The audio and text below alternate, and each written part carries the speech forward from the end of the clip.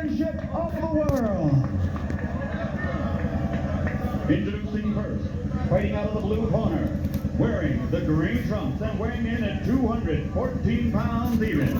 Fighting out of the Motor City, Detroit, Michigan, he brings a perfect record of 34-0 in 30 bouts, 30 victories by knockout, and he has held 2 WBO world titles. Ladies and gentlemen, introducing the #1 ranked heavyweight challenger in the world, Michael Cora.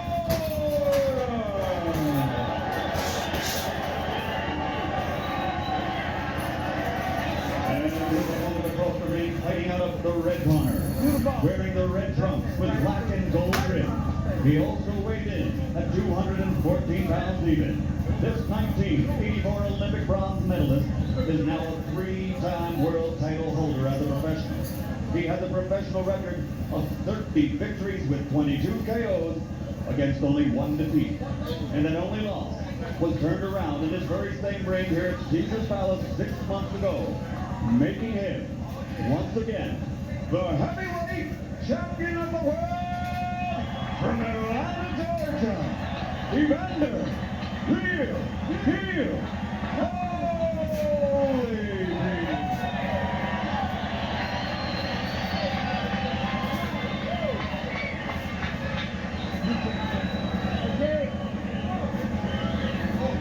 Okay, Don. All right, Katie, he goes right here, it's going to be all right. Fair enough? He goes right here, it's going to be all right now. We've only been through the instructions one time. This is for the championship of the world. I expect a tough, clean fight. Protect yourself at all times. Any questions from the challenger? Any questions from the champion? Let's get it on. Will Michael Moore get it on? Will he seize the initiative? He's a natural counterpuncher by temperament and style. His trainer, Teddy Atlas, says he has to make it happen.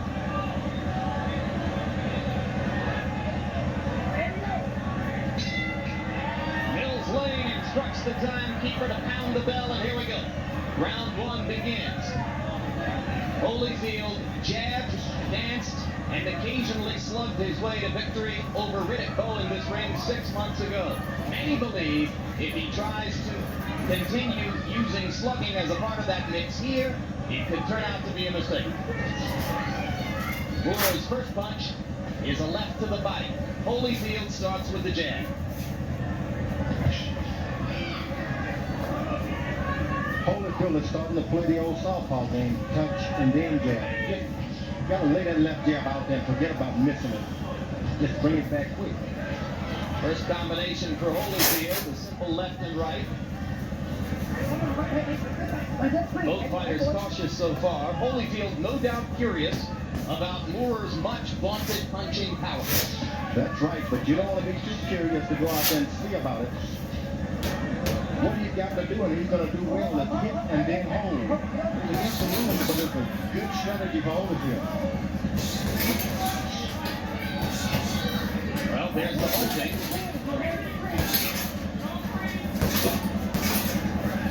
You hold him because once you miss him, you don't know where he is exactly. It's been 8 years since Evander's been in the ring with a southpaw.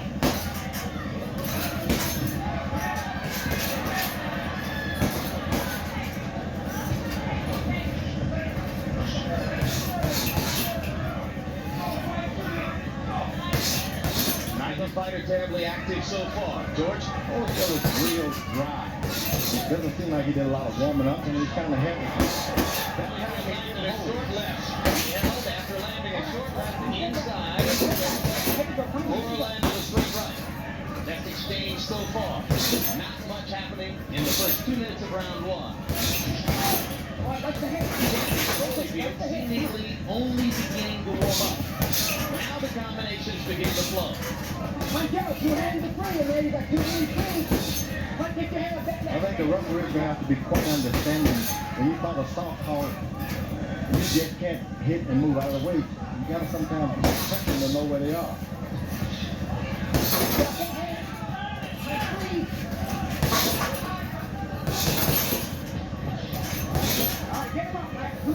working to the body as Holyfield tries to come inside. Holyfield landing another short left hook.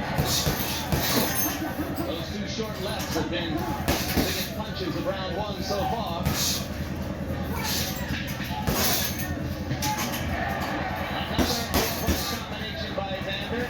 Moore misses the return. Now Moore lands the jab. Holyfield grabs and holds. Moore is trying to initiate the action, but he doesn't seem comfortable doing it.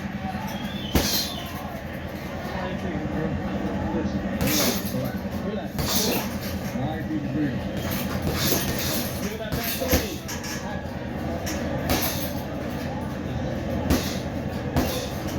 You're jumping too much. Okay? Half steps. Half steps, man. You see everything, don't you? Yeah.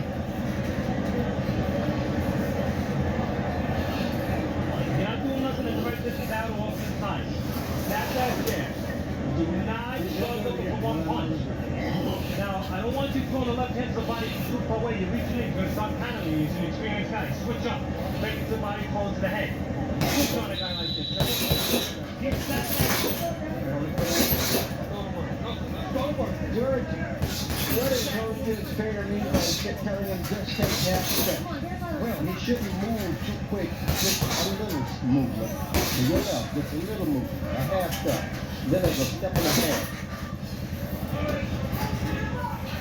Does this have to do with probably southpaw, George? Yeah, you don't want to lose the guy at any time. You got to see him and keep your eye on him. So a half step keep him right in your sight. A full step, you lose him and he catches you for it.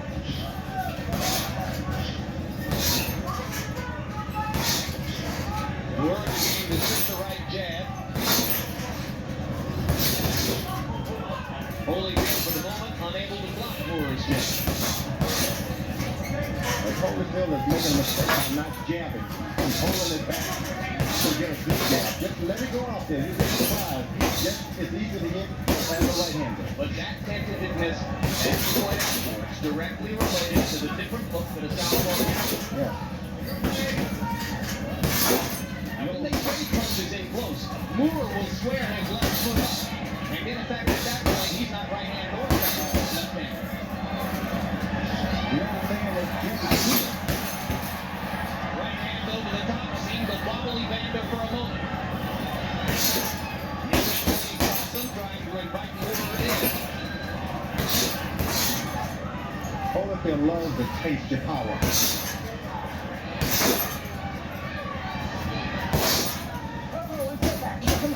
Step back, please. Come on. Come on. Heavy low.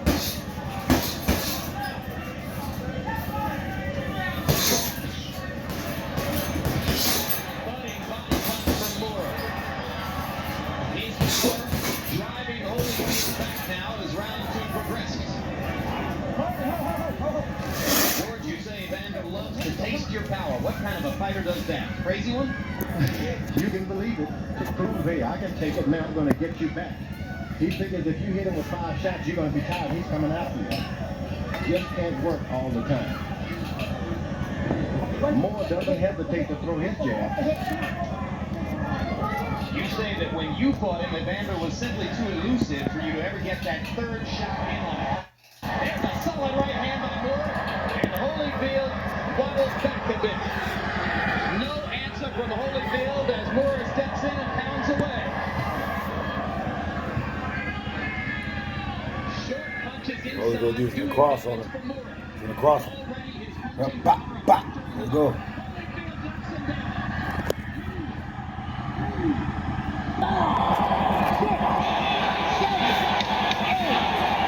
That is so Holyfield.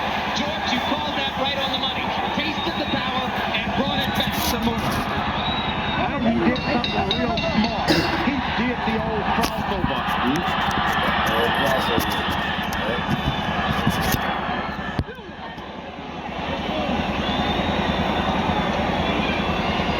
What does it get?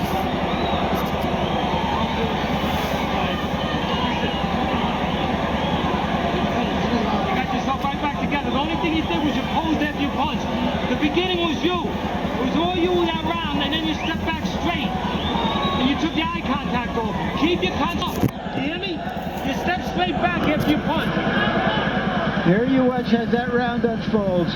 Some guys you can shoot bullets at, you can hit them with 2x4s, you can throw them off a cliff, you can drop them in acid, and they keep coming back just like that.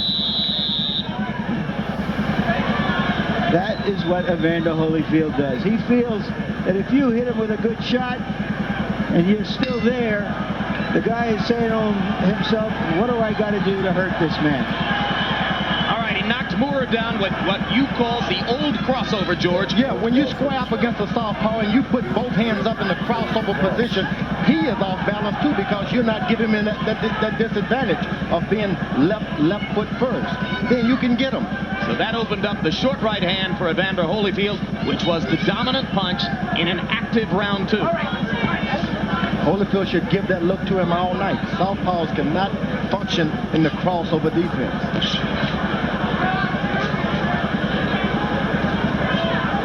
Lest you give up on Michael Moorer because of that second round knockdown.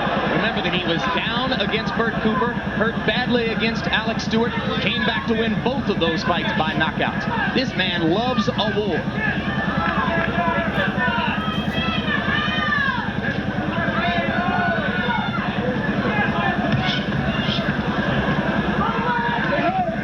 Watch the head. Punch out. 2 hands are free. Come on. You got 2 hands free in there. Come on.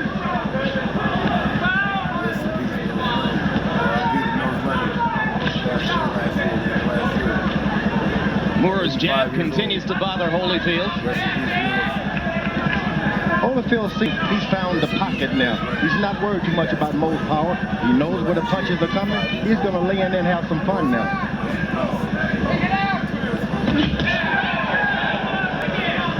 Good idea because he knows what he's doing, or a bad idea because it will expose him to punishment? It's a great idea. He's experienced enough. He's tasted more powerful punches from bigger guys. Lay in that pocket and be the most experienced fighter.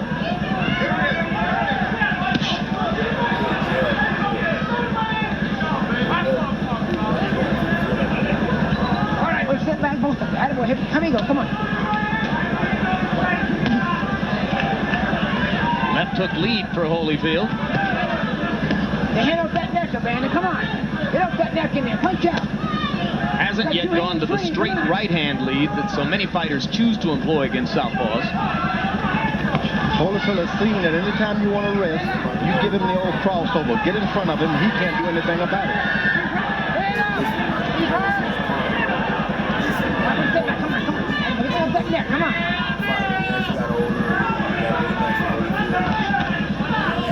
That elbow down. Here's the straight right hand, and it set up a left hook and another right for Holyfield. And another straight right, and another. Come on, one step back. Come on, one step back. Let's go. And just like that, Evander learns that the oldest weapon in the book against the southpaw will work for him here.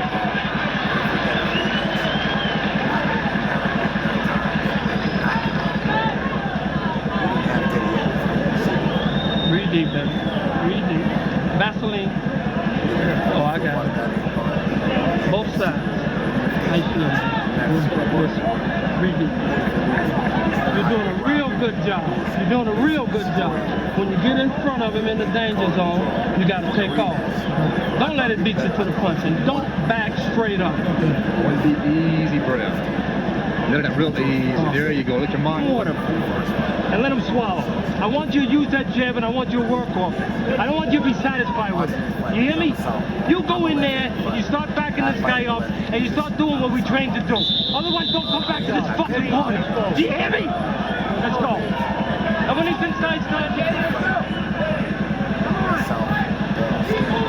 This is the first heavyweight championship fight for trainer Teddy Atlas too, but he knows that it can get away from him, and he's trying to get his fighters' attention, not to let him get low into losing more rounds. Moore's manager, John Davamos, says of his fighter, he doesn't have to like Teddy Atlas, he just has to listen to him. And so far he does.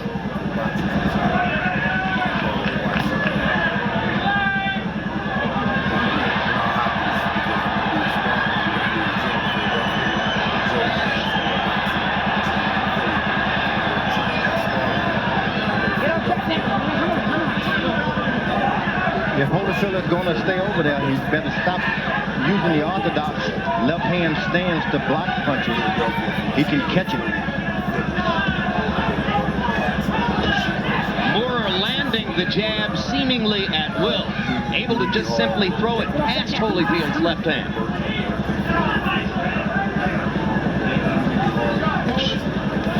Evander still doing pretty well when he gets in close and trades punches. That's what a lot of the experts think is too dangerous for him. Well, Evander had this guy going, and he decided to take a break and have some fun. Now it's going to be hard to pick up that same energy again unless he gets hurt. You hurt a guy, you got to go for it. Come on, punch out. The right cross drew oohs and ahs from the crowd, but glanced off the gloves of Michael Moorer.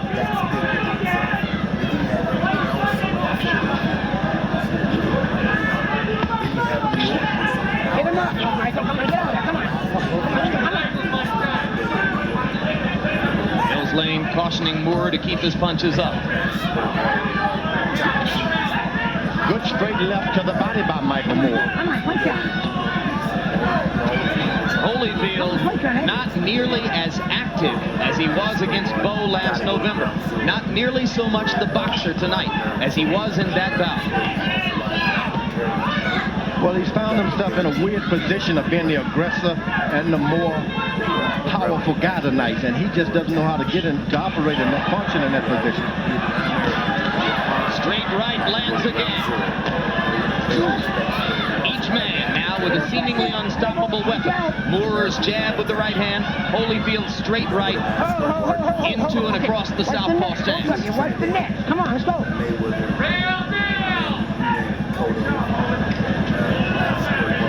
You've got to have that right hand lead when you're playing with southpaw. Keep that right hand in their face and making them back away and think twice. Holyfield has got to do that. Moorer lands a left inside, follows up with a right and then a left to the body. Holyfield has enough and backs away.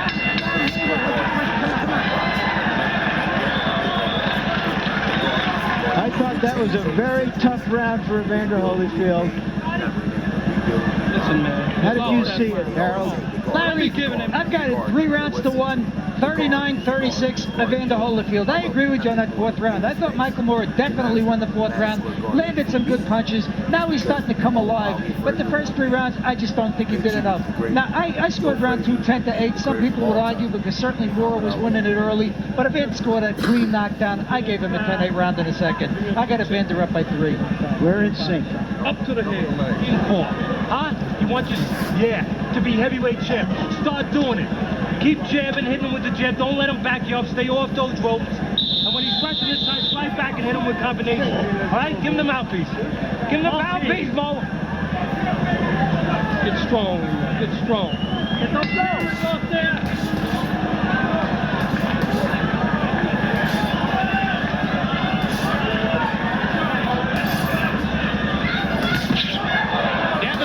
Left hand by Moorer. What does he follow up with? He goes to the body. Holyfield trying to cover. Now Evander's all right. Holyfield is in with a guy who fought light heavyweight like him. Their hands are a lot quicker than natural heavyweights. You just can't stand in front of them holding your hands up. They'll get right between that defense. Evander trying to answer Moorer's jab with his own. Now he goes back to the straight right. Hey, time. Okay, now come on. It's the first one, come on. Holyfield is tired.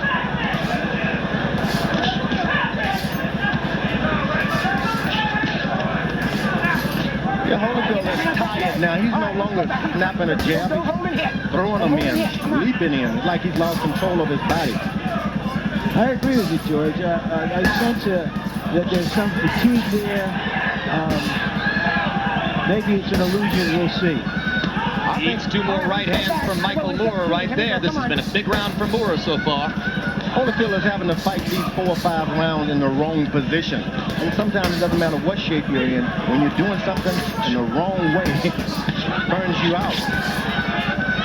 That straight left by Michael Moorer to the stomach really hurt Evander Holyfield. Evander has spent weeks telling the world that he didn't think Moore's southpaw stance or the simple fact that he was left-handed would bother him. Yesterday, when we began to discuss with him his good friend Pernell Whitaker and all the qualities that make Whitaker the best fighter in the world, the first thing Evander said was, well, he's left-handed. Now, Holyfield in trouble again as the result of Moore's power punching. A left hook by Moore started that sequence, drove Holyfield against the ropes.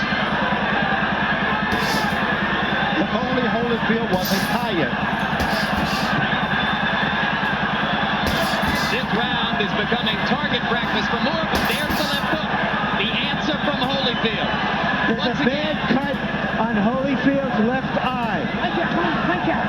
Come on. He came out of a clinch. I don't know if it was a fight, but there is a cut, and this calls into question the fact that he doesn't have a real cut man in his corner. He fired cut man Ace Marana, let him go because his new trainer Don Turner said, cut men are unnecessary, I can do that. Well, we're going to find out if Don Turner is able to do it. Evander showing his warrior's heart, fighting back now. He recognizes that the eye is cut. You saw him paw at it with his glove.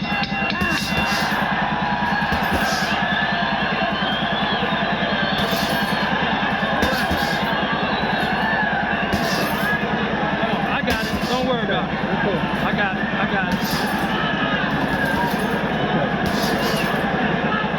Get the Vaseline. Get the Vaseline. The cut looks like it's just above the corner of the eye, below the brow. The Lord's with you, man. The Lord's with you. The Lord's with you. Was it a headbutt? There you see it. Got 20 seconds, Tom. Take a deep breath. According to Mills Lane, it was a punch, not a headbutt. Come on, Teddy, come on. Has Holyfield suddenly become an old champion, George? And suddenly in that round, Michael Moore doubled Holyfield's punch output. He threw 74 punches in round number 5, recognizing and seizing opportunity. So now, with Ace Marana watching somewhere near the ring, but no longer working for Holyfield as his cut man, Evander goes back to work, having bled above the left eye.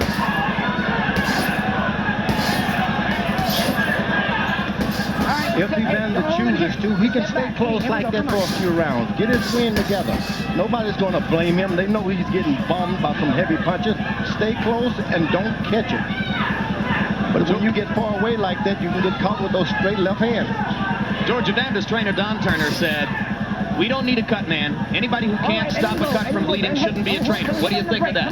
No. Some trainers have got to dedicate themselves to operating that fight. Let another man concentrate on those cuts. You know, as I said several years ago in Tokyo, when Mike Tyson had amateurs in his corner who couldn't deal with a bad eye, you don't look for a person off the streets to put on the back of Secretariat. You get the best people in the world in your corner just in case something like this happens. When you're fighting for that kind of money, who cares what you pay them?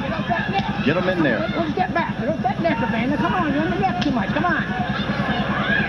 Meanwhile, Moore hasn't been able to be as active in round 6 as he was in round 5 because Holyfield has given us more footwork, has begun to hold whenever possible, and is working to slow the action down and give his eye a chance to stop bleeding. That eye is giving him a lot of trouble. Moore is jabbing in it, tricking him like he's going to hit him back in it and then going to the body. Step back. Here we go. He's taking advice from his corner. Straight right hand from Holyfield. In the last 3 rounds, it's been one of his best weapons. Moore going to the body and then reaching over the top, but missing.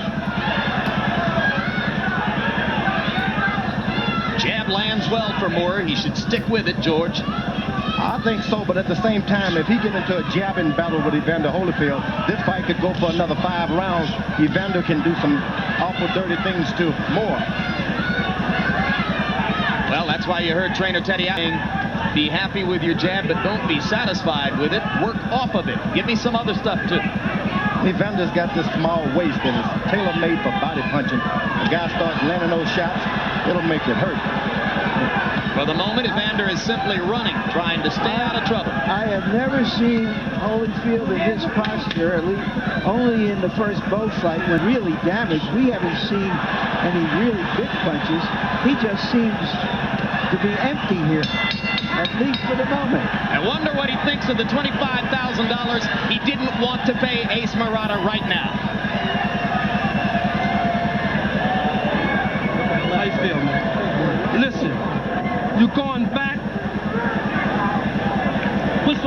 Give me some water. Give me some water. Rub my shoulder, my left shoulder. Rub his left shoulder. My left shoulder. Left shoulder. Give me a rag.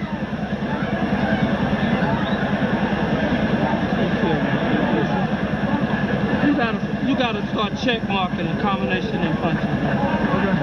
How much time, Tim? 30 seconds. Huh? 30 seconds. 25. Give him some water, Tim. Okay, let me put this on. Tim. I got this control. I got this control. You understand? Hey, the Lord's with you, homie. The Lord's with you. Evander Holyfield said something about his left shoulder. I don't know what he meant. I don't know if he's hurt his left shoulder. Sometimes when you lift those weights, bench pressing, you're always hurting something. But he doesn't seem to be firing with anything, left or right. There's the left hook. Straight right hand before it, another right hand after it. Moore goes back to the body. Evander Holyfield threw only 22 punches in round number 6. The round during which he spent most of the time running away. Now here he comes again. Suddenly the champion returns with initiative and vengeance.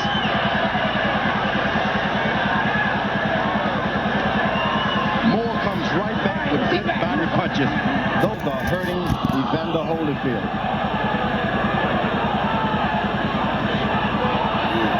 Left hand over the top by Moore. Crowd supporting Holyfield as never before.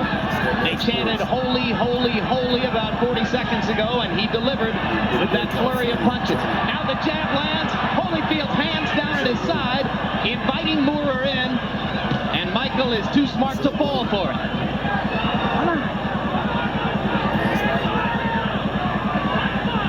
So far, the bloody eye has not bothered him in this round.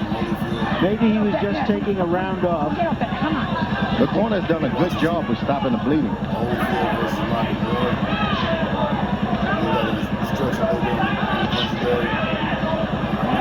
Little blood coming from the mouth of Moore. Evander has not been able to get that perfect left hook he throws to the body yet. That could be a telling point if this fight goes beyond 10 rounds. Crushing jab from Moore. He continues to be able to land that right jab almost at will. So much has happened. Hard to believe that we're already past the midpoint in round 7 of this 12-round heavyweight championship fight. Holyfield coming up and under with the uppercut. You see any reason to believe, George, that left shoulder is bothering him? Yeah, because he's not snapping that left jab, which is his trademark, a good left jab. He's wanting more than any time in his life to get a knockout. And this is not Evander Holyfield. A knockout creates itself. One of Moore's bad habits is to stand against the ropes and take punishment. Bert Cooper knocked him down while he was in one of those periods. Alex Stewart hurt him.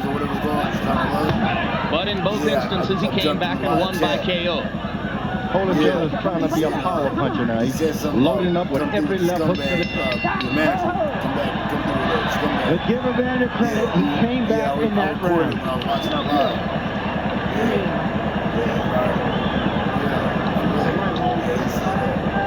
Harold Letterman, 7 rounds. How do you have it now? Larry, I think the last 4 rounds, Michael Moore is mugging him. I got it 4 rounds to 3, 66-66 on points. But in rounds, I got Michael Moore winning the fight. very, very positive. Evander Holyfield, to me, looks battered, bloody. I think Michael Moore is taking it to him, landing a cleaner, harder shots. I think he's winning the fight. I thought that Holyfield stole the last round, and I have him ahead 4 rounds to 3. Come up and do nothing in front. Punch him and jumps in. Don't lay in front. Work off the jab and fight a full round. He wants to represent his community, represent the Ross side, represent the brown community, Black community. Yeah, he changed his name. It was Sleep, but now it's Chicago. Through 7 rounds, Michael Moore dominant in the jab category, landing 57% of the jabs that he throws. If Holyfield's left shoulder is indeed in pain, we may see less and less of the jab from him. Holyfield's big weapons would appear to be the straight right and the left hook inside. He ain't been hitting me back. It's all about me at all. He ain't hit me back at all.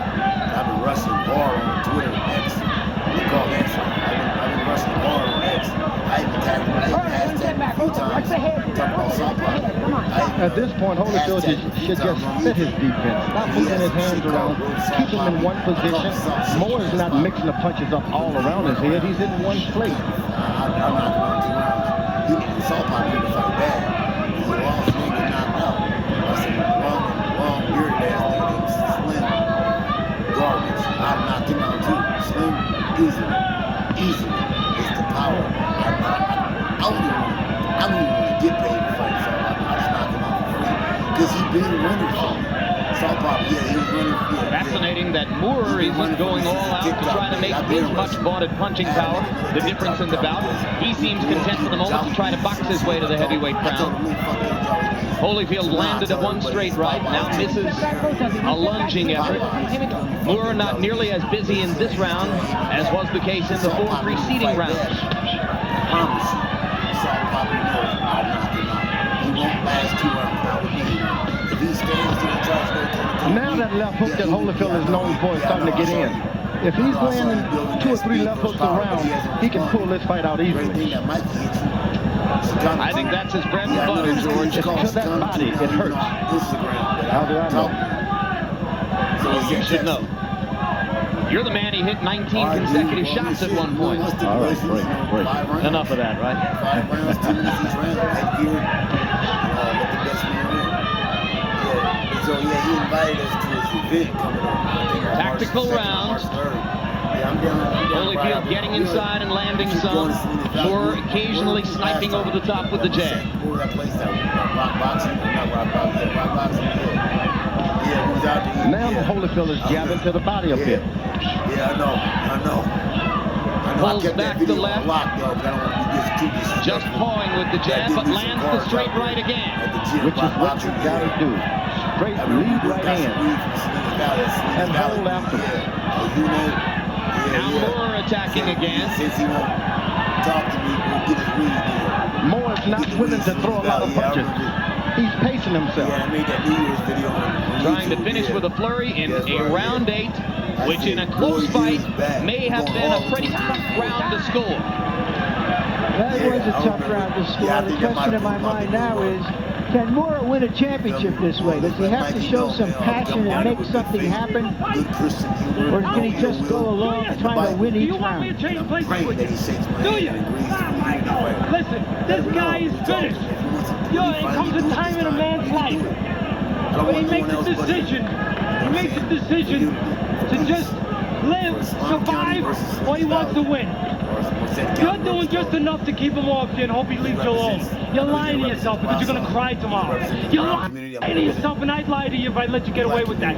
You're going to cry tomorrow because of that. Do you want to cry tomorrow? Huh? Then don't lie to yourself anymore. There's something wrong with this guy. Back him up and fight a full round. And after the right hook, throw the left uppercut. Inside, throw uppercuts after someone's top. Let's go. Get up. You heard it, and that's as good as anybody can say it. I don't know how long that marriage can last, but it's an interesting one. Only if Michael Moore wins the championship. Teddy Atlas addressing exactly your question, Larry. Where's the passion? Come on, get back. hit on the brake. One step back clean. Here we When go. a fighter is uncertain and he's trying to pace himself, it's hard to get him jump started, to get out there and mix it up. George, he's fighting for the heavyweight championship of the world. If this doesn't get him jump started, what can? That's a great question. But when we asked him yesterday, did it burn in his heart? Did he need this more than anything else in life? He would not answer in the affirmative. Crowd chanting, holy, holy, holy, trying to lift Evander up. No headbutt, an apology. Straight right still landing for Holyfield. Now the left hook to the body. And Moore flaps the right arm down. Evander comes back with straight right. Excellent assault by the champion. That left hook to the bread basket, it changes a lot of things. Come on. That house I took you to was so bad. Evander keeps hooking the left to Michael Moore's ribcage. You won't see Moore throwing the jab a lot. That's true. And if only Holyfield can just lead right hand and left hook finish, things can change drastically for him. But it has to happen with that straight right hand, lead right hand first. All right, let him go. Let him go. Off the head, off the neck. Come on. You told him? Oh, you haven't called him yet? Oh, okay. Did you tell him that I talked to Shelly Show about it at the gym? Yeah, I told him you told him that I told Shelly Show we had a black and brown pride unity fight coming up a rapper. You told him I know I knew Shelly Show personally. A resolute Evander Holyfield coming back with straight rights and left hooks. Probably didn't hear all that right now, but he knew that. He's abandoned the boxing style that beat Bo for the moment, trying to retain his championship with sheer force of will. And that's some force. Yeah, I seen him last time. I didn't say where I saw him, man, but a couple years before, I saw him shopping. And when I came on the court, I was like, as soon as he turned around, he's like, what's up? Moore's going to get another scorching from Teddy Atlas, I think. Then I saw him a couple months ago. Teddy Atlas has not taken those punches here and there. That's right. It's always easy for those of us outside the ring to question Holyfield's credentials as a heavyweight champion. I guess you got to fight him to know. You got to fight to know that once you hit this guy with your best punch, he's standing there. You better wait a minute, get it together. Why the hell do you wait to the end of the round? You hear this? You know it's only 10 seconds left? Michael, you got 3 rounds left. You got 12 minutes left. You're blowing it. You're blowing it. I'm telling you, you're blowing it. And you know what? You're going to cry afterwards. You're going to cry afterwards. Because it's all there for you. He's going to lose his next fight instead of this fight. You're right. Yeah, he's right there. He's checking it all the time. You know the Lord's with you. You know the Lord's with you. Use that defense. Use that defense. We got the rest of your life. Come on, the rest of your life. Now go out there for 9 minutes and take it home and win the fight. Give them up, please, Mo. Mo, please. Come on.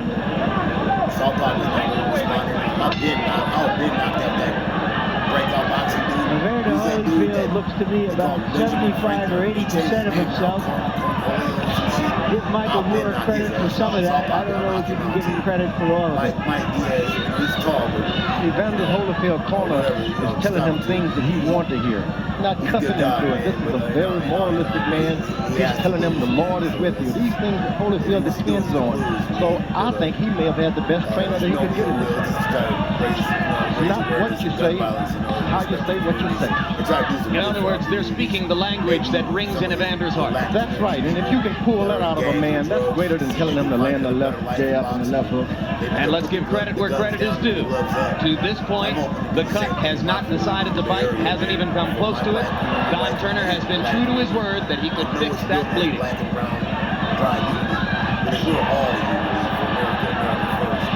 Moore's heavy hands beginning to show up. Holyfield hanging on again.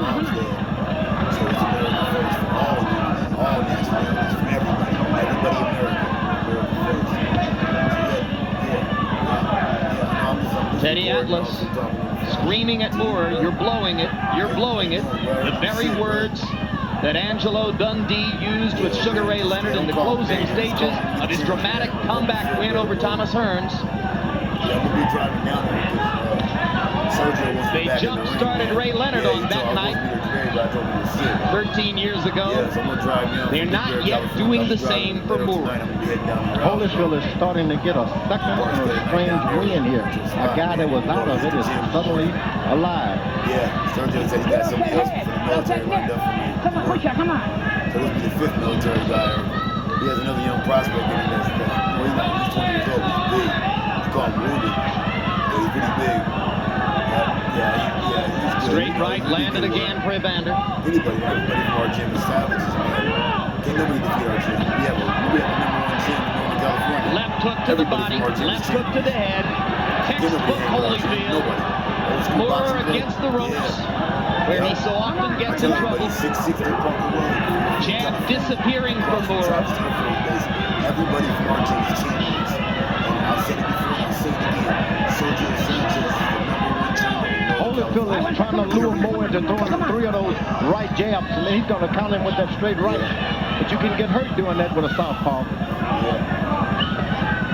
Moore trying to box his way to the heavyweight championship, and it's just not the right script for him. Where's the fire? Where's the passion? Where's the desperate need to win the title? Hard to see it here. Holyfield was like on the table waiting.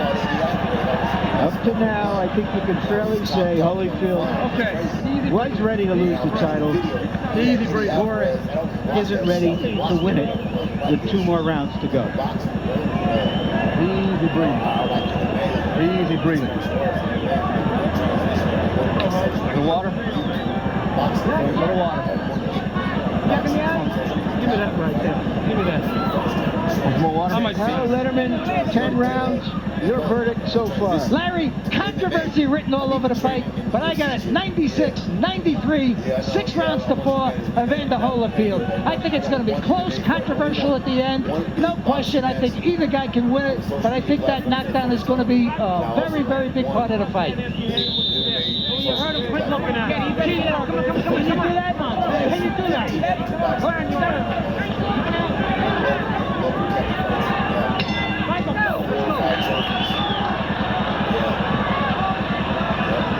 Now for the first round, Holyfield is bouncing.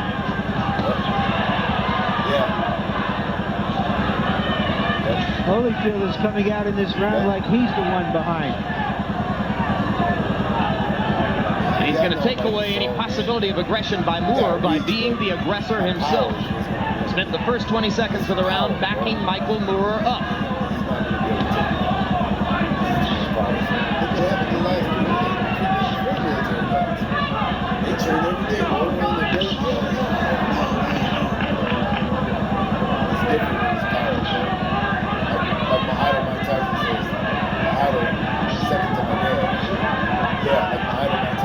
All right, one step back, Evander. One step back.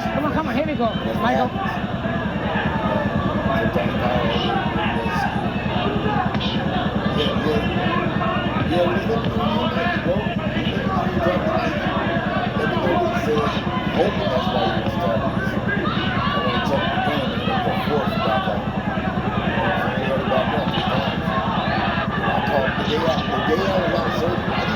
Trading punches. Holyfield having established now that he can take any one shot at a time from Moore. Kenny Atlas trying to get his fighter to throw 3 and 4 and 5 at a time. Moore a little more active now, but Holyfield matching him punch for punch.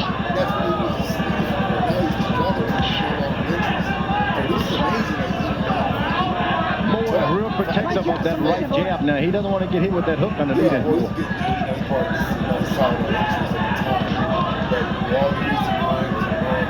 Jabs and bring it back home quick. Uppercut through the guard by Holyfield. Left hook to the body. Left hook straight right. He eats a jab from Moore, but Moore doesn't step in to follow it. You land the jab that flush, George. You ought to at least throw the left hand. Yeah, he is really trying to be extra protective of himself. It seems that he wants to go 12 rounds. needs to talk to me, just I'll come down and you can talk to him. Or you can get my phone. Kane expecting a Yeah, just war, get my phone number. and a boxing match broke out. I'm always on.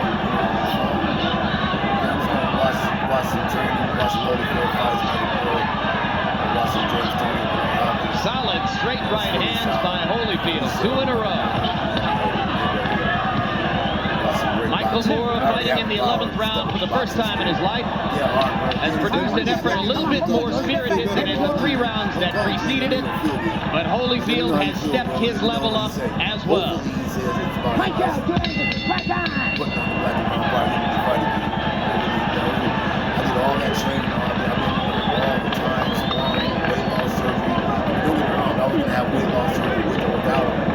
But I lost 100 pounds naturally on my own. Wipe him down, wipe him down. I want to tell you one thing. Michael, in your mind, you're doing you That's bad. right, Michael. If I ever lied to you, Michael, you're not doing you bad. You're going to fly afterwards. You're never going to have an opportunity again like this. You're throwing jabs. You're satisfied.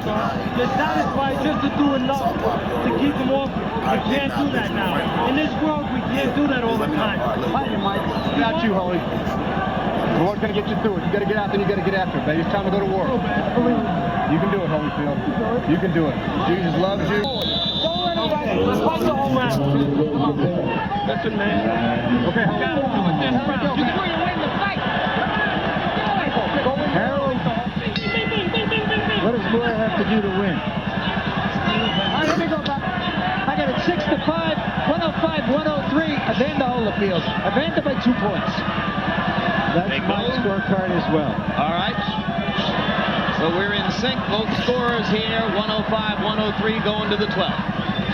Michael Moore lands a solid jab and follows up to the body. Holyfield rocking back just a little bit. Right hand snaps Holyfield's head back. The chance is here for Moore. You have to suspect he needs at least a knockdown, maybe not a knockout.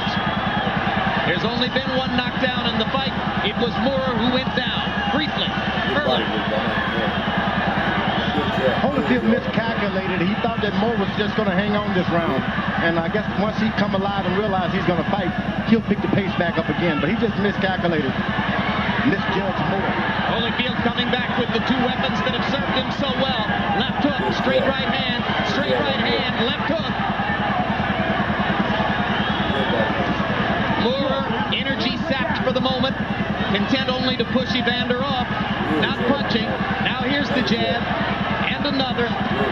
Evander's going to throw that straight right hand for 1 minute and 42 seconds and dare Moore to try to walk through it.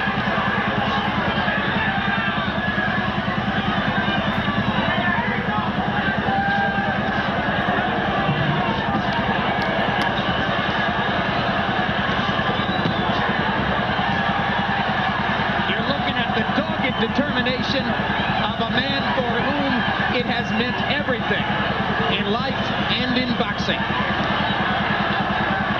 Evander Holyfield has proven to me that there's no one in boxing with a bigger heart. This guy is everything you want in a fighter, and that's all you want is heart. When you can come into the ring at maybe 70-80% of your best. 113, Evander Holyfield. I had Holyfield winning by 1 point based on a knockdown. I think that Michael Moore did pull out the last round. I think this fight is as close as he can possibly get, but I think Evander is just going to win it by a point. George, you agree that Moore won that 12th round? Not really at all. Moore came out and surprised Holyfield, but Holyfield took over and took charge again.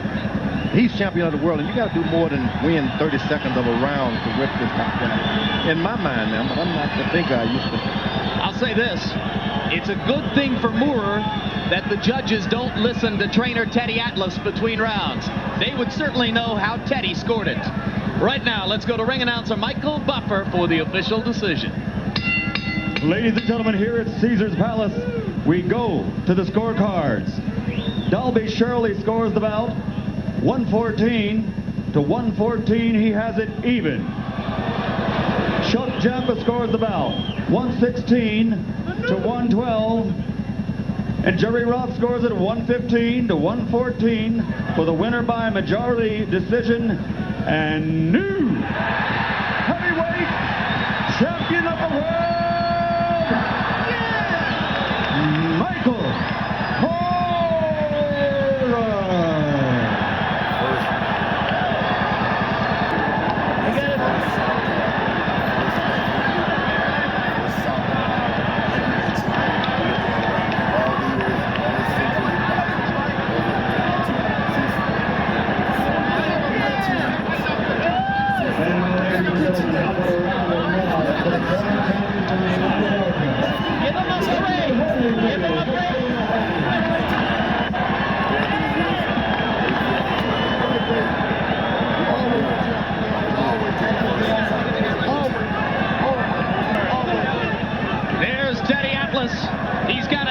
heavyweight champion now, tutored by Customato, involved early on in the career of Mike Tyson. After a confrontation with Tyson over behavior in the gym, Teddy Atlas was removed from that situation and lost his chance at that time to work with a heavyweight titleist. Now, finally, he's got one. So post-fight discussion begins with the judges' scorecards and will probably rage for quite some time. Let's take a quick look back at all three cards. Judge Chuck Jampa of Las Vegas, who had it 116-112 for Moorer, gave the challenger every round from the 3rd through the 8th, 6 consecutive rounds. Jerry Roth scored the fight for Moorer by 1 point, 115-114. That's particularly noteworthy when you look at how the second round was scored, the round in which Holyfield took a lot of punishment, but ultimately knocked Moorer down. No 10-8 rounds from any of the judges, and Roth, despite the knockdown, saw it as an even round, 10-10. How is that possible? Well, punch stat numbers offer one interesting insight. Holyfield landed only 6 punches in the round, among them the one that produced the knockdown, while Moorer landed a much greater number of punches, 28. Larry Merchant, ultimately the championship changes hands on the basis of that 1 point margin on Jerry Roth's scorecard. What do you think about the 10-10 round with a knockdown? Amazing. Jerry Roth is an excellent official, and he made a very bold decision. In my judgment, the wrong one, because one of the hardest things to do in boxing, and one of the aims of a boxer, is to knock the other guy down. It is unprecedented in a major fight to not give the man who scored the knockdown that round, and for it then to decide who the heavyweight champion of the world is. Indeed, if Roth had given the round to Holyfield, then the fight winds up a majority draw, and Evander keeps the heavyweight championship. And while Moorer's victory will certainly engender some controversy, it is supported here by our final punch stat numbers, which give the challenger large numerical advantages both in terms of punches thrown and in terms of punches landed. After the fight... And he's walked down that aisle before as a challenger. He walked down there in Jamaica against Joe Frazier all the way back in January of 1973. He came in one more time as field in 1991. If you count the WBO, he came in as a challenger in June of 93 against Tommy Morrison. This will be the 4th time he's coming in as a challenger for the heavyweight championship of the world, Rich. Foreman will outweigh his opponent. Joe Cortez. And now, ladies and gentlemen, from Las Vegas, Nevada, by way of the Grand Garden Inn, the man in charge of the action, working in his 7th winner. The timekeeper is James Cavan, counting for the knockdown seconds, Mike Lasella. Representing the International Boxing Federation, President Robert W. Lee, and supervisor ringside, Alvin Goodman. Representing the World Boxing Association as supervisor is York Van Nixon. The scoring for this bout will be done by 3 judges. It will be done on the 10-point must system, and the 3 judges assigned are Dwayne Ford, Chuck Jampa, and Jerry Roth. And when the bell rings, the man in charge of the action, working in his 71st world title bout, referee Joe Cortez.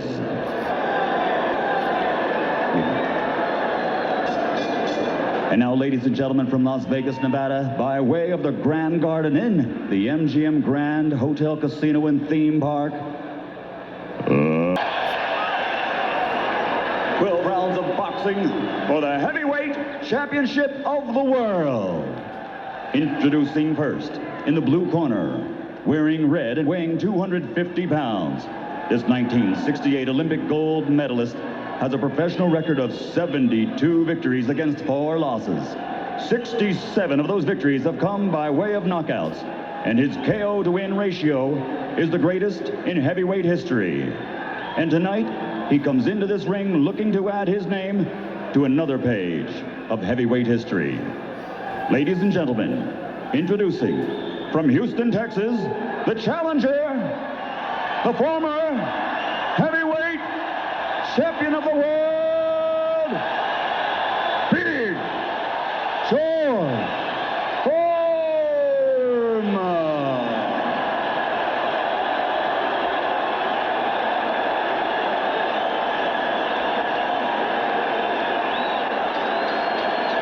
And across the ring in the red corner, wearing gold with red trim, weighing an even 222 pounds. This two-time world champion brings a perfect professional record of 35, and 30 of his victories have come by way of knockouts. He is only the second man in the history of this sport to successfully step up from the World Light Heavyweight title to the World Heavyweight Championship.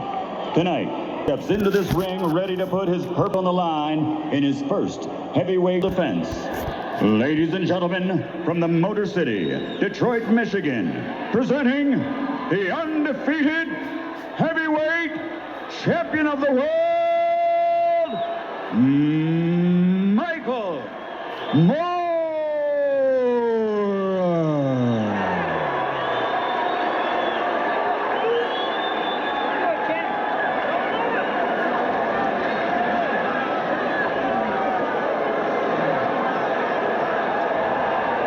Michael, George, we went over the rules in the dressing room.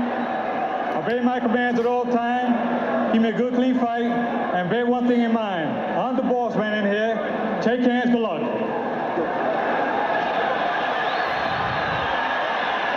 There was a deafening roar for George Foreman when he was introduced. A good-sized cheer, but some boos mixed in for Michael Moorer. Foreman clearly the sentimental favorite here this evening. And there, Teddy Atlas right in the face of Michael Moorer with last-minute instructions. Well, and I got to tell you, they really got that corner of Moorer crowded with some people, too. They got Ralph Citro and Miguel Diaz as cutman, and Mo Smith. There's 4 people working the corner of Michael Moorer, all big veterans. Foreman will try to work that long, great left jab of his. And for those of you who've been out of the country, Michael Moorer, of course, is a southpaw, and George has only fought one other lefty his entire career, and that was Bobby Crabtree back in '87, who he stopped in 6. It's a quick combination by Moorer to start the action. Moorer coming forward, and actually has Foreman going back. We expected to see George try to start faster than he did in his fight against Tommy Morrison, and perhaps go a little bit more for broke in this bout. Foreman very calm. One of the most relaxed fighters you will ever see in boxing. I got to tell you, though, Rich, it looks like he's put on 10, 15 pounds since the weigh-in. George does not look... You remember, they weighed in 2 days early for this fight. They weighed in on Thursday afternoon. It's been more than 48 hours since the weigh-in. Maybe George figured he was going to get in great shape right up until the weigh-in. Now we will see as Moorer is trying to stay close. He's not using a lot of lateral movement here. He's staying within punching range of Foreman. And it would be interesting to see if Foreman tries to use the push-it-off technique that he's been successful with in the past. Well, at the moment, Foreman is not fighting cross-armed like he normally does. He's fighting from, I wouldn't even call it a peekaboo stance. It's just a traditional boxing stance. He doesn't have his arms crossed. Moorer is establishing the jab, and as you said, fighting on the inside, looking just to double up on that jab and then come in with that great left of his. This perhaps the first surprise that Foreman has not come out real fast here in round number 1. And Moorer right in front of him, where hardly anybody expected him to be. Well, surprisingly enough, too, Moorer only has a 1-inch reach deficiency in this. George has had very little reach. He's got the big weight advantage, 2-inch height, but Michael's standing right in there, landing that jab at will. George looks very tentative and very slow. Trying to keep Moorer away. They're just using his arms as a defensive tool. Now Foreman snaps the jab out. There's the first right hand by Foreman, and followed a left jab. Crowd roars. To little effect, though. Moorer has been knocked down 4 times in his career, but has always gotten up and always won. Those knockdowns coming from Everett Martin, Bert Cooper, and of course the last time against Evander Holyfield for a knockdown that judged tonight, Jerry Roth, who judged that fight, only Moorer was on the floor. There's again the left-right combination by Foreman, but that right hand going in fairly slowly, and he still reaches Moorer. George's punch is very slow so far. Bell ends round 1. As usual, not bothering to sit on a stool between rounds. Moorer was told by Teddy Atlas to move a little, not stay within punching range of Foreman. Interestingly enough, he's saying you're in range of George's hands. Don't be in so close. He got caught with that one right hand lead that Foreman threw. The only punch of really effectiveness that Foreman was able to land with in the first round. We're getting that jab to work some now here at the start of round number 2. And Foreman trying to answer with the same. And showing some motion now.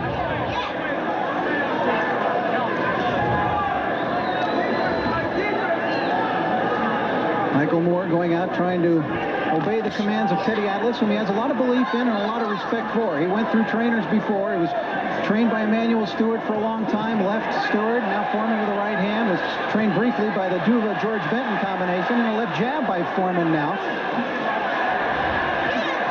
Went through some real changes during that period of time. George starting to find the range now. Yep, that was a fine left jab by Foreman, and again brings a rise out of the crowd. Moore had a slight smile on his face. Foreman not expending a lot of energy. And in the second coming of George, he hasn't been notoriously fast in the first rounds. If you remember the first round even of the Jerry Cooney fight. Right, he was hurt in that fight. In fact, he wobbled near the end of that first round, but came back to finish off Cooney in the second round. I think he wants to find out exactly what Michael has, and is Michael capable of hurting him? Remember, George has only been knocked out once in his entire career. A fellow by the name of Ali. Foreman turned pro back in 1969. Michael Moore was 1.5 years old on the night that George Foreman turned professional. Now Moore coming on, getting his jab home and following it up with a left cross. Moore working the jabs, fighting carefully, moving a little bit, sliding some. Here's that jab again from Moore. See, George is eating a lot of jabs, though, Rich, and he's going to get puffed up. He's got that habit.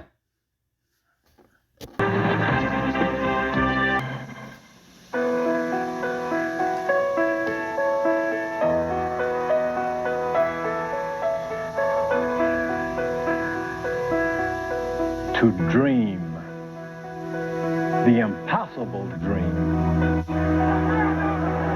to fight the unbeatable foe, to bear with unbearable sorrow, to reach the unreachable star. This is my quest, to follow that star, no matter how hopeless, no matter how far, to fight for the right without question or pause, to be willing to march into hell for a heavenly cause. And I know if I only be true, reach the unreachable. When I'm laid to my rest,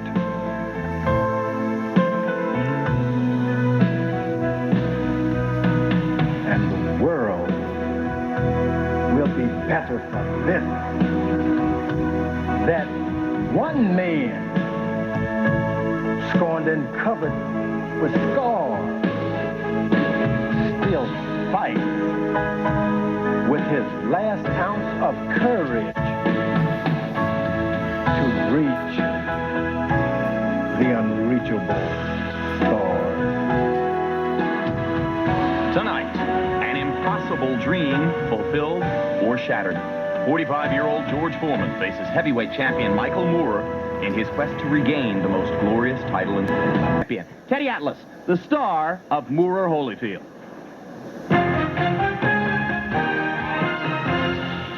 This is for the championship of the world. Give them out, big Bo. Bo! And you start doing what we trained to do. Otherwise, don't come back to this fucking corner. Do you hear me? You're blowing it. You're blowing it. And it comes a time in a man's life, and he makes a decision to just live, survive, or he wants to win. You're lying to yourself, and I'd lie to you if I let you get away with that. And new heavyweight champion of the world.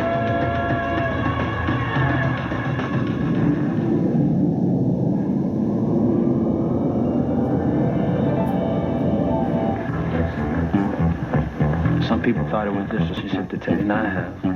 I want to be a guy who comes as close to being as important as the fighter as possible, where it meant more than just being a guy who was just there with him. He's not going to be here for no free ride. He's not going to pamper anybody.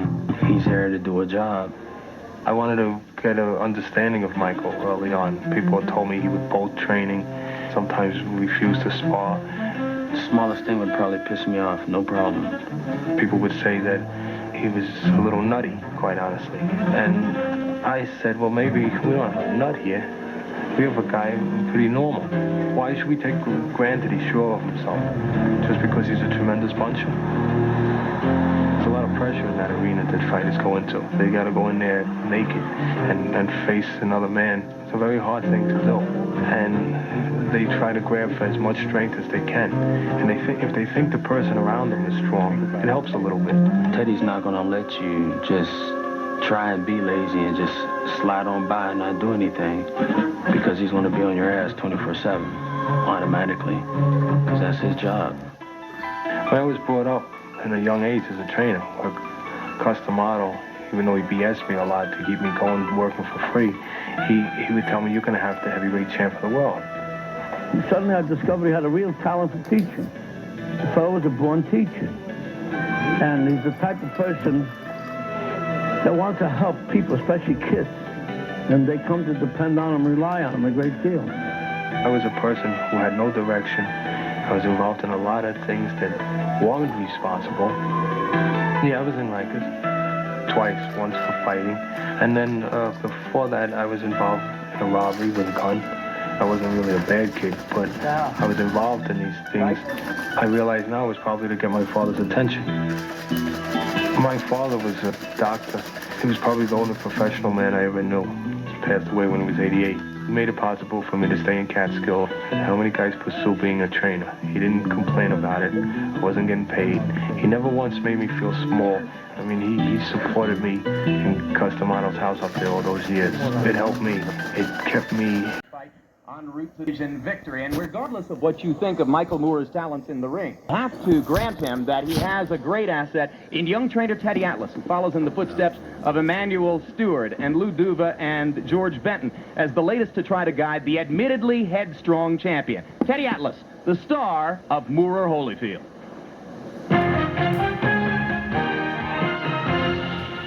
This is for the championship of the world. Give them out, people. Mo. Hey, you start doing what we trained to do.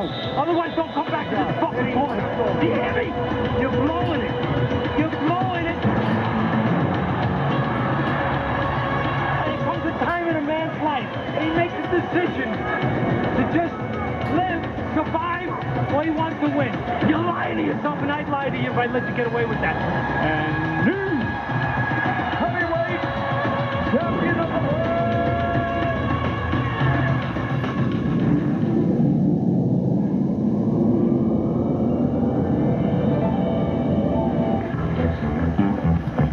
Some people thought it was disrespectful to me, or that he had no business saying things like that, but they didn't understand the relationship that Teddy and I have.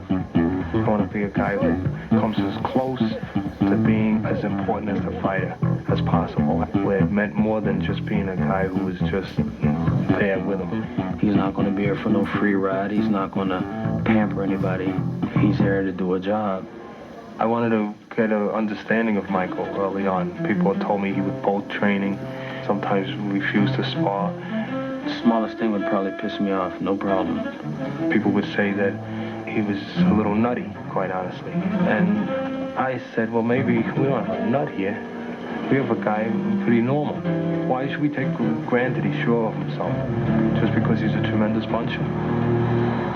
There's a lot of pressure in that arena that fighters go into. They got to go in there naked and face another man. It's a very hard thing to do. And they try to grab for as much strength as they can. And if they think the person around them is strong, it helps a little bit.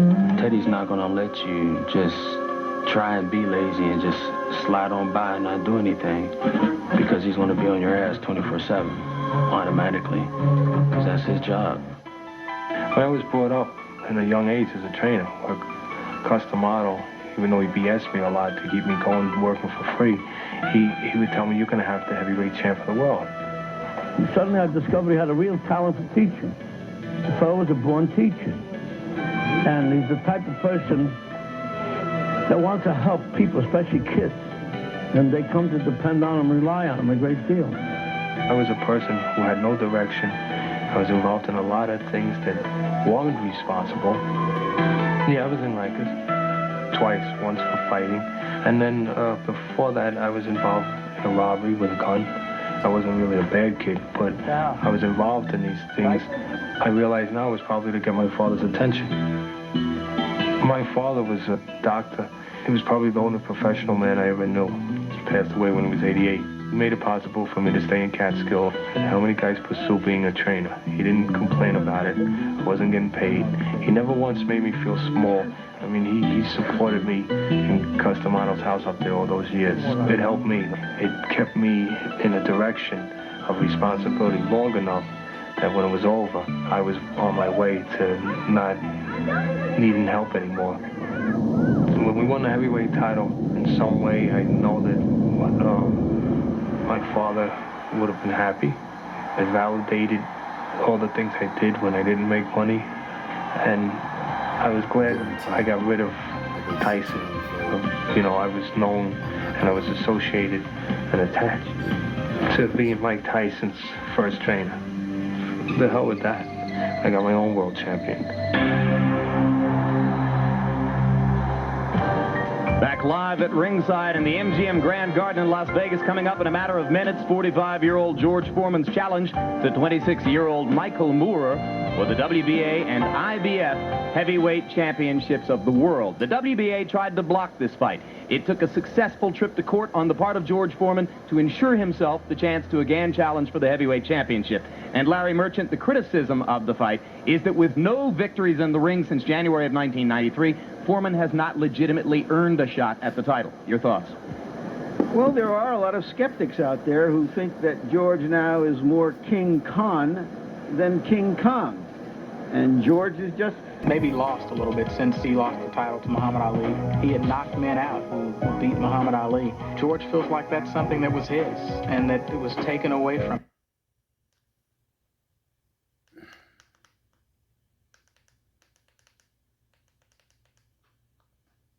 What he's going to have to do with the fighter he's fighting, he's going to have to punch and try to club him and just keep beating him. But I don't think that's going to happen. So you see no chance that George can win the fight? Very little. Very little. Well, that's not the way people are believing here in the House, where thousands upon thousands are rooting for George Foreman to pull yet another miracle. They're voting yes on the fight here. Many of you are voting yes on this fight at home by simple virtue of the fact that you're watching it. A mark of the incredible appeal of this larger-than-life figure.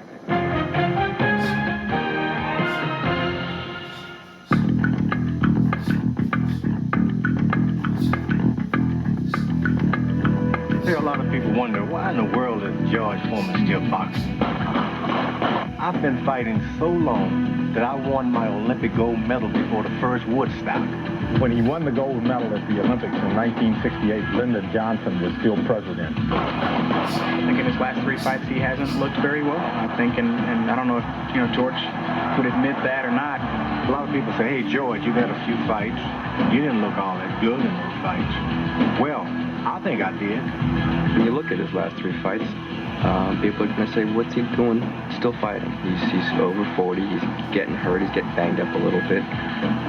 Why would you want to continue? And that's a great question. I mean, people are going to ask him that all the time.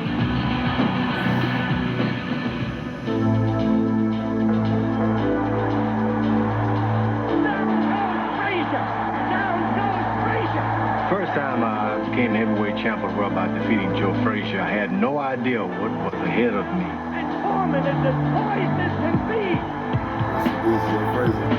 And this incredible character, Muhammad Ali, comes on and not only says he's going to beat him and not only beats him, but does it in a sort of humiliating way. I woke up the next morning, I felt like I had been robbed of everything, not only outside of me, my title, but everything within me. So terrible loss I felt. During a 10-year break from boxing, George Foreman contemplated what Ali had taken from him. And then, a comeback. George was a joke when he came back. People wondered what the sport of boxing had come to when a guy of his age, his physical conditioning or lack of, could get into a ring and be able to make money. Privately, that does bother him, the fact that he's not taken seriously by a lot of the people on the fringes of boxing. George kind of weathered the laughter, but I think it's gotten to a point. Evander Holyfield put up one heck of a fight, and there are still... Privately, that does bother him, the fact that he's not taken seriously by a lot of the people on the fringes of boxing. George kind of weathered the laughter, but I think it's gotten to a point now where he feels he has established himself. He had his shot against Evander Holyfield, put up one heck of a fight, and there are still those people who continue to laugh at him. He wants to show them something. He wants to prove something to them. You just can't function by what other people think about what you're doing. You got to have something within you that's private. He thinks very seriously that he can, again, rule the heavyweight division as he did in 1973. That, more than anything else, drives. 4 losses. 67 of those victories have come by way of knockouts, and his KO to win ratio is the greatest in heavyweight history. And tonight, he comes into this ring looking to add his name to another page of heavyweight history. Ladies and gentlemen, introducing from Houston, Texas, the challenger, the former heavyweight champion, Big George Foreman.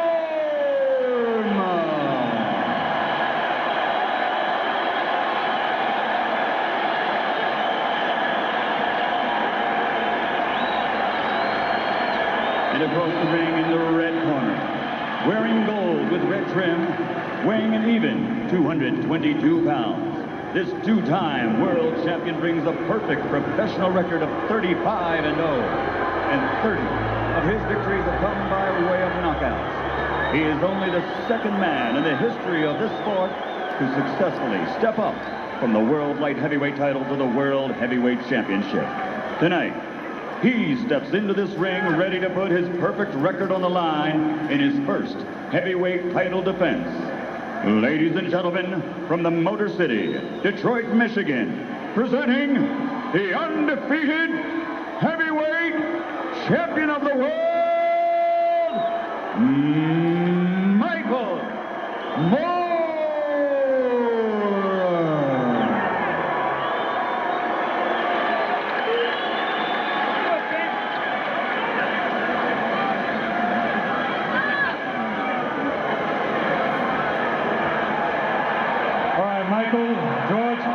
We went over the rules in the dressing room. Obey my commands at all times. Give me a good, clean fight. And bear one thing in mind. I'm the boss man in here. Take hands to luck. Jim, a couple of weeks ago during those floods in Texas, George rescued his elderly parents and took his family to a shelter for the night. Is he on high ground or deep water tonight?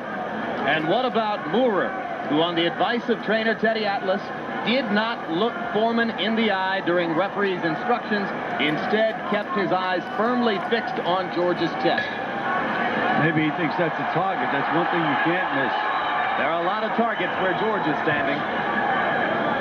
Expect Moorer to start off working behind the right jab that served him so well in the battle with Holyfield. Jim, both fighters' best punch is their jab. Foreman's left jab and Moorer's right jab are their most effective punches, so it should be easy to see who's going to control who with the left jab. There was a time, Gil, when George's telephone pole left jab was regarded as one of the most effective ever in the sport. Still? Well, he's a big man if he can put that power behind that left jab. But again, it's not as quick as Moorer's, and Moorer can hook off that jab, and George can't. Both men have landed early, beginning tastes of the opponent's power. And if you think you've seen Foreman's shorts before, they are the same trunks that he wore in the ring against Muhammad Ali, October 30, 1974 in Kinshasa, Zaire. And there's that hook off the jab by Moorer, and it landed solidly. And the way I always have my guys fight when they're fighting a southpaw is move to the right, and that's what George is doing. Right now, he's dictating the movement in the ring. So Moorer following Foreman as Foreman moves the left foot away from Moorer's right jab and tries to stay away from Moorer's left hand. Moorer not working with the left much so far, jabbing and hooking with the right. Foreman throwing mostly left jabs. And the way Moorer is moving now, he could be moving right into that clubbing right hand of George Foreman. Moorer vowed to us that he would not stand still and allow Foreman to get in more than one shot at a time.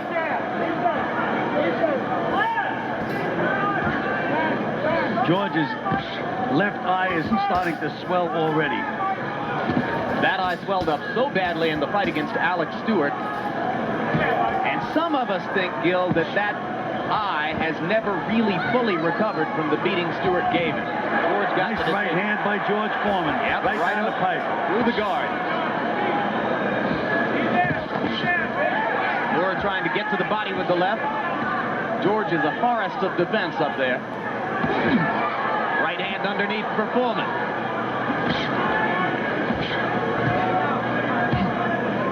Moorer has to reach up to stick the jab. Tough, Gil?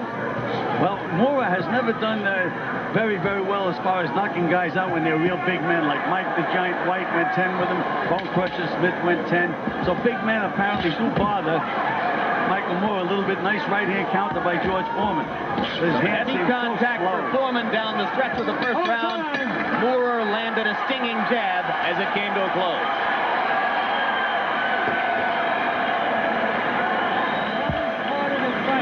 I want everyone calm here.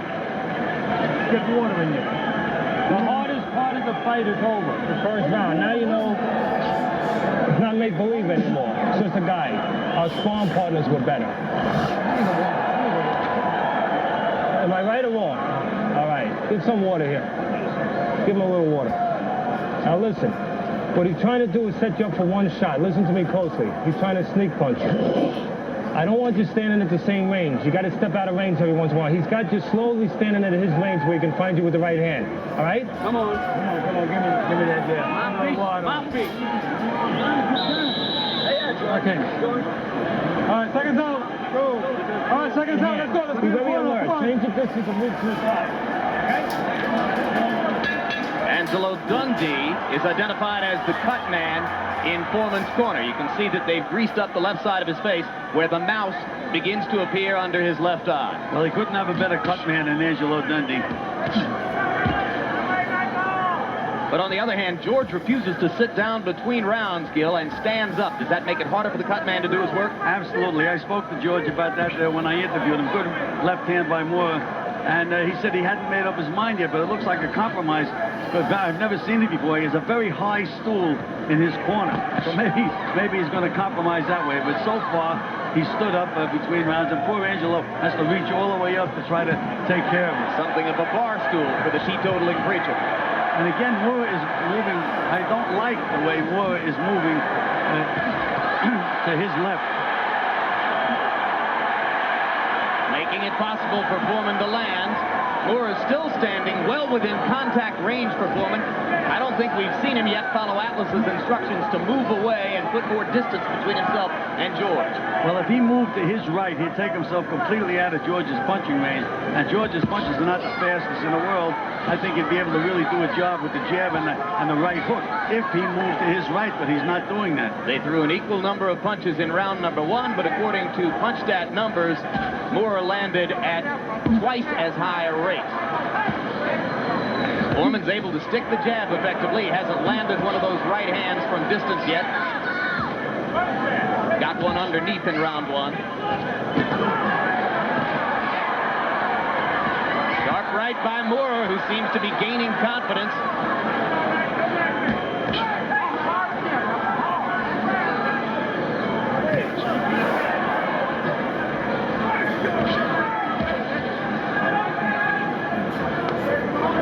Many many times in our coverage of southpaw fighters, George has harped on the strategy of throwing the right-hand lead over the top against the southpaw. That time he got a chance to do it inside from short range.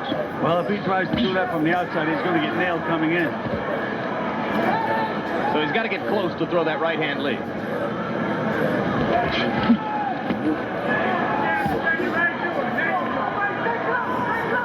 Moore stepping inside again. Now he moves back away. Foreman goes right hand to the body.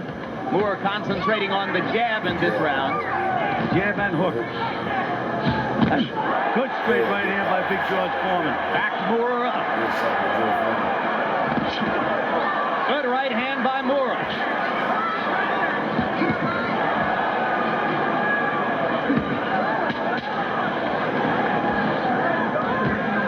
Solid right hand by Foreman. That time again from close range, he was able to throw the right hand lead.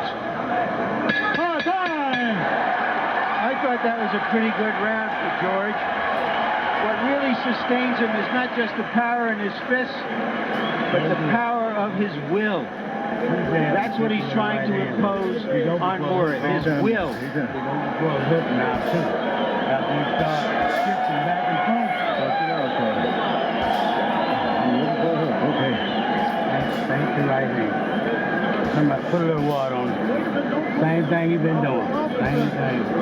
Come on, somebody put a little water on this hill. Put water on it. Water, baby, water. Pop, get in another bottle. Stay close, you're better off. Come on, better off backing him up, son. All right, I want you to move to your right, where you're moving away from his right hand, because that's what he's looking to sneak punch you with. Every once in a while you stop. Move to your right away from his right hand, all right? You hear me? And get that jab working. He's bullshitting you a little bit to go at a slow pace. Get that jab. Eddie Atlas wanted Michael Moore to work at a rapid pace tonight. In the first two rounds, he and Foreman have thrown equal numbers of punches.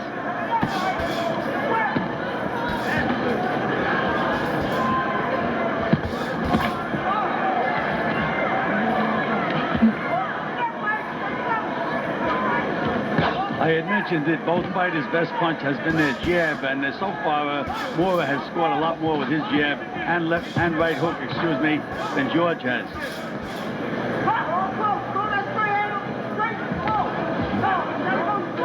No work on the left eye between rounds in Foreman's corner. You notice Dundee calls him son. Same thing he used to call Sugar Ray Leonard.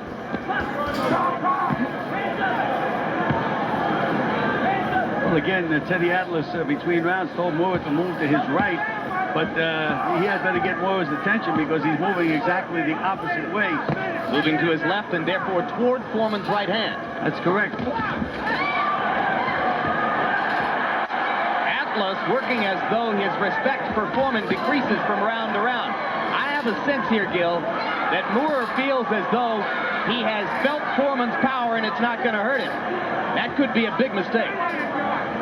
Well, again, we have mentioned that George really doesn't have that big snap. His hands aren't as fast as they used to be, but the accumulation of punches by this big, heavy guy can really start putting some pressure on you. And as Larry mentioned, which is true, he's really trying to put his will on Michael Moore. George landed at 1-2, and then Moore snaps his head back with two consecutive jabs. Imposing his will how, Gil? By just keeping that pressure on, not getting rattled, got nailed in, couple of good solid punches. You saw that right hook that Moore can bring behind the jab. He's so efficient with the right hand. And that's the one thing that George can't do. He cannot hook off his jab. But again, he's throwing those clubbing punches now, and they can accumulate. And Atlas is allowing him to get off. Atlas, excuse me, Michael Moore. I did the same thing. Teddy's not doing the fighting. We've begun to think of them as being so intertwined that they're almost the same person in there. Moore misses with the right, but lands the left. Much quicker getting his punches away than George. That's no big surprise.